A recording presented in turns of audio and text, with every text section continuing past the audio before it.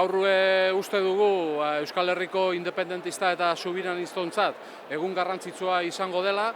Gaurkoarekin uste dugulako emango dugula beste urrats sendo bat aurrera gure proiektu politikoa sendotzeko edo indartzeko. Uste dugu orain arte Euskal Herria Bilduk demostratu duela badela Euskal gizartearentzat tresna baliagarri eta eraldatzailea, eta gaurkoarekin, esan bezala, zentzu horretan, norabide horretan, beste urrats bat ematea da bilatzen duguna.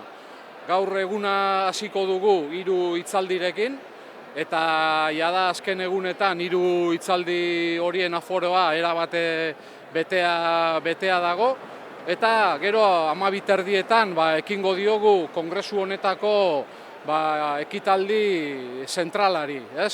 Bertan mahai politiko berria aurkeztuko da, eta mahai politiko berria aurkeztearekin batera 3 ebazpen edo 3 erresoluzio aurkeztuko ditugu. Erresoluzio bat izango da nazio estrategia garatzeko erresoluzio bat, eta hori Laura Aznal eta Txomin Kasteiz, EH Baiko eledunak aurkeztuko dute.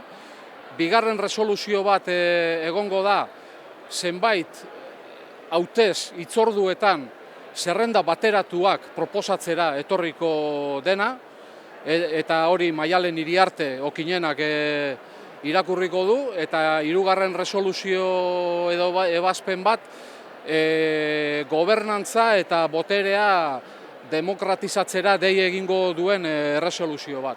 3 erresoluzio, nolabait esan bezala, ambizioa hirukoiztera datozenak, eta ponentzia politikoan esaten dugun bezala, 3.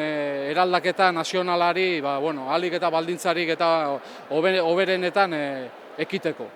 Beraz, gaur botako dugu, eta ikusiko dugu nolako harrera duen, eta badago astia, badago denbora, gero ja xehetasunen inguruan hitz egiteko. Ez, gaurkoan ez.